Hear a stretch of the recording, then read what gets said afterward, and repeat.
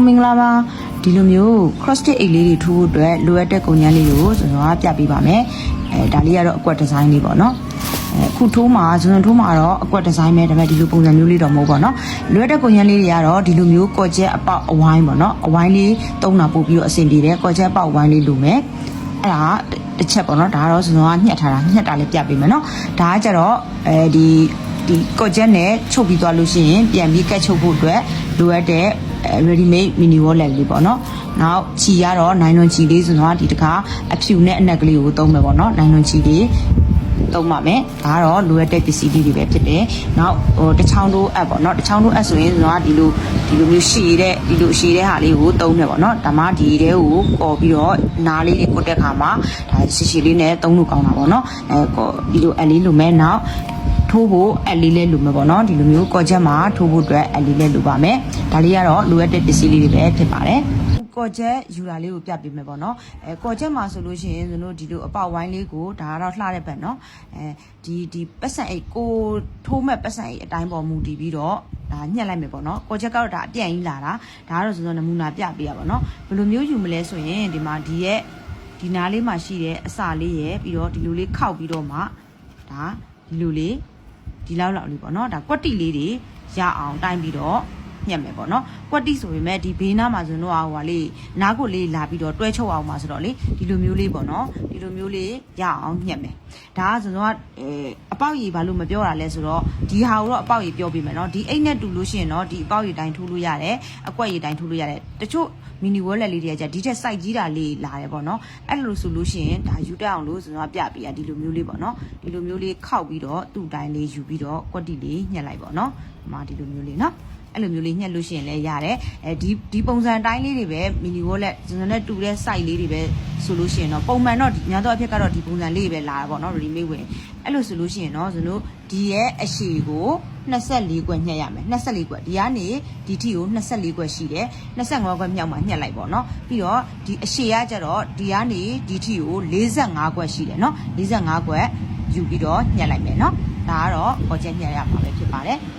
စွန်ထိုးမှာတော့ဒီလိုပတ်တန်လေးပေါ့နော်ဒီပတ်တန်လေးကိုတချို့ကြတော့လေဒီဟိုလေးနဲ့ပေါ့နော် print ထုတ်ပြီးတော့မှပုံစံလေးနဲ့ဒီကူးပြီးတော့ဒီဘက်ကိုဆွဲလို့လည်းရတယ်ဒါမှမဟုတ်ရင်စွန်ကတော့တစ်ခါတလေကြရင်ဒီဖုန်းတစ်လုံးလေးကနေပြီးတော့ပဲပေါ့နော်ကြည့်ပြီးတော့မှဒီပတ်တန်လေးကြည့်လိုက်ထိုးလိုက်နောက်သူပတ်တန်တစ်ခွက်စာရအောင်တော့ကျွန်တော်လက်ကတွတ်သွားပြီဆိုတော့လေအဲ့တိုင်းထိုးရုံပဲဆိုတော့အဲ့တိုင်းပဲထိုးတာတော့များတယ်ပေါ့နော်တိတ်ဟို print စာရွက်တော့မထုတ်တော့ဘူးပေါ့နော်အဲ့အတွက်မိမိကြိုက်တယ်လို့ထိုးနိုင်တယ်ပေါ့နော်ဒီမှာဆိုရင်ပတ်တန်တကယ်လို့ဒီပေါ်မှာချပြီးတော့ထိုးမယ်ဆိုလို့ရှိရင်လည်းဒီဆော့ပင်လေးနဲ့ပေါ့နော်ဒီမှာဒီတွေကအတိုင်းလေးဒီဖုန်းကိုထိုးခြင်းတဲ့ပတ်တန်လေးပေါ့နော်Pinterest တွေကရှာပြီးတော့မှဒီအကွက်လေးတွေကိုလိုက်ပြီးတော့ဒီကိုယ့်ရဲ့ဒီအကွက်လေးမှာကော်ချက်ကွက်လေးမှာလိုက်ပြီးတော့ချပြီးတော့မှဒီအားလေးနဲ့ချပြီးတော့မှထိုးမယ်ပေါ့နော်အဲ့လိုထိုးရင်လည်းရတယ်ဒါကတော့အဆင်ပြေတယ်လို့လုပ်လို့ရတယ်ပေါ့နော်အဲ့လိုမှမဟုတ်ဘူးဆိုရင်လည်းဒီ print စာရွက်ထုတ်ပြီးတော့မှအတန်ချပြီးတော့မှထိုးရင်လည်းရတယ်ပေါ့နော်ထိုးတော့ရပါတယ်ကိုအဆင်ပြေတယ်လို့လေးထိုးပေါ့နော်အဲ့အတွက်ကျွန်တော်ကတော့ဒါပတ်တန်ချမယ်ဆိုလို့ရှိရင်ကျတော့ဒီတစ်ခါတလေကြာရင်ဒီပင်လေးတွေကဒီခြီလေးတွေမှာလိုက်ပြီးတော့ခြီထိုးတဲ့အခါမှာလိုက်ပြီးဆွန်းတက်တယ်ပေါ့နော်ပြီးလက်တွေလည်းနည်းနည်းဆွန်းတက်တယ်ကျွန်တော်လည်းတစ်ခါလေးပတ်တန်ချပြီးတော့မှထိုးတယ်ပေါ့နော်အဲ့နည်းနည်းကြီးတဲ့ဟာလေးပတ်တန်လေးတွေလိုက်ချပြီးတော့မှထိုးလဲရတယ်ပေါ့နော်ခုပြထားတဲ့ပုံလေးကို23ခွက်ရှိပါတယ်စီထားပေးပါနော်ဒါပတ်တန်ချလိုက်တော့နော်ပတ်တန်ချလိုက်တော့ဆိုဒီထိုးတာလေးကိုပဲအရင်ပြလိုက်တော့မယ်နော်အဲ့အတွက်ဒီဟာလေးကအနားစကွန်မှာဖြစ်တဲ့အတွက်ကျွန်တော်ဒီဟိုဟာကိုလေထောင်လေးကိုထောင်ချိုးကွေးလေးကိုဒီတောင်စွန်းလေးတွေညှက်လိုက်အောင်မယ်နော်ပြောဖို့မေ့နေတောင်စွန်းလေးကိုဒီမှာရှိတဲ့တောင်စွန်းပေါက်လေးတကွက်စာလေးနော်ဒီတကွက်စာလေးကိုညှက်မယ်တေချာလေးညှက်ပါနော်အဲ့လိုလေးညှက်မယ်ပြီးရင်ဒီဘက်မှာလည်းတောင်ချိုးလေးဖြစ်သွားအောင်ပေါ့နော်တကွက်စာလေးညှက်လိုက်မယ်နှစ်ကွက်ညှက်လည်းရတယ်နှစ်ကွက်ညှက်ကြီးသွားမှာဆိုလို့ကျွန်တော်ကတော့တစ်ကွက်ပဲညှက်တယ်နော်တစ်ကွက်စာလေးညှက်လိုက်နော်ပြီးရင်ဒီဘက်တောင်းမှာလည်းတစ်ကွက်စာလေးညှက်လိုက်နော်ဟုတ်ပြီနော်ဒါဆိုရင်ဒီလိုလေးရအဲ့ဒါဆိုရင်ဇွန်လို့စထိုးမယ်စထိုးမှာဖြစ်တဲ့အတွက်ဒီမှာကျွန်တော်ကဒီမှာကျတော့ဒီအပ်မှာကျတော့ဒီကလည်းဒီချိတ်ကောက်လေးကြီးတာရှိတယ်ဒီမှာကျ hooks လေးကသေးတယ်ပေါ့နော်သေးတဲ့ဘက်ကနေစပြီးတော့ကျွန်တော်ကကောက်မယ်ကြီးတာကျတော့ဒီအပေါက်မှာကျတော့မဆက်မှာဆိုလို့ပေါ့နော် အဲ့တော့ဒီမှာဒီအက်ကိုဒီထဲကိုယူမယ်ယူပြီးရင်ခြေကဒီအောက်ကနေသွားမယ်ခြေစလေးနည်းနည်းခြံမယ်နော်ခြံပြီးသွားရင်တို့ဒီကနေကော်ထုတ်မယ်နော်လူလေးနော်ကော်ထုတ်ပြီးတော့ဖွန်မီလေးတစ်ချက်ဆွဲလိုက်မယ်ပြီးရင်အဲ့ဒီပေါက်ထဲမှာပဲတစ်ချက်လာအောင်မယ်နော်ကျိုးစာလေးကိုဒီအက်ပေါ်ကိုဒီလိုလေးတင်နော်အဲ့ဒါမှခြေသိမ်းပြီးသားတစ်ခါလေးဖြစ်သွားအောင်လို့နော်ပြီးရင်ဆွဲမယ်ဖြည်းဖြည်းလေးဆွဲပါနော်ပြီးရင်ခြေလေးကိုထိုးမယ်ဒါတိုင်ဟိုဟာလေးနေနဲ့ပေါ့နော်တိုင်တူလေးတွေနဲ့ထိုးတာပဲပေါ့နော်ဒီခြေစာလေးကိုဒီလိုလေးပဲဒီလိုနားလေးတိမ်သွားပြီးတော့ထိုးမယ်ခြေကော်မယ်ပြီးရင်ဒီမှာဖုန်မီလေးတစ်ချက်ထိုးပေါ့နော်ဒီကျိုးစာလေးကိုဒီကွင်းလေးထဲထည့်မယ်နော်အဲ့လိုမျိုးထိုးမယ်ပြီးရင်သူလေးကတစ်ပေါက်ကိုပေါ်မယ်ခြေလေးကိုဆွဲလိုက်မယ်ကျိုးလေးကိုဆွဲပြီးတော့ဒီကိုထည့်မယ်နော်အဲ့တိုင်းလေးတစ်ပေါက်ချင်းစီနဲ့ဒီနာအစုံထီကိုကျွန်တော်လာပြီနော်အခုဒီနာလေးဘေးတောင်စုံလေးနေရပါတော့ဘေးတောင်စုံလေးရောက်ပြီဆိုလို့ရှိရင်ဘေးတောင်စုံလေးနေရအောင်ကျွန်တော်ဂွေ့နေရလေးဖြစ်တဲ့အတွက်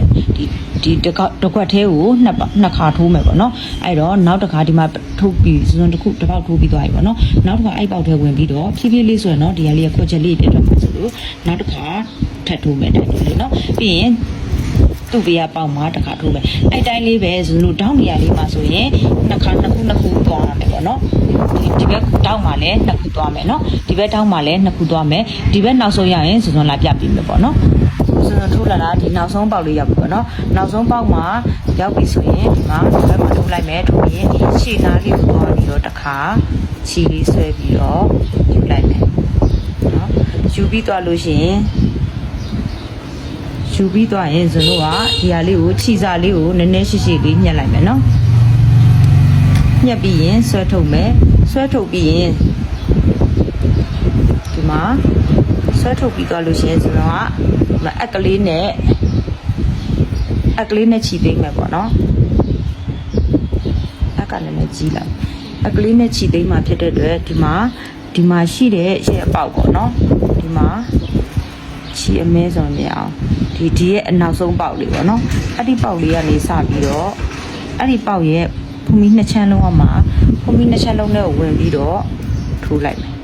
နော်ယူပြီးတော့ခြိသိမ့်မယ်တိတ်ပြီးသွားရင်ဒီဘက်မှာရှိတဲ့ဒီဘက်မှာရှိတဲ့ဒီအပေါက်ပေါ့နော်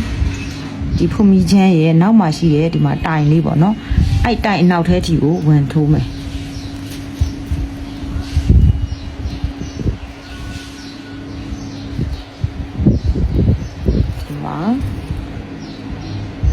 အက်ကနည်းနည်းလေးအက်ကောင်းကြီးသွားလို့အက်သေးလေးနဲ့ဆိုရင်တော့ပိုအဆင်ပြေမယ်ဒီမှာရှိတဲ့နောက်မှာရှိတဲ့တိုင်နဲ့ပေါ့နော်အဲ့ထဲဒီဝင်ပြီးတော့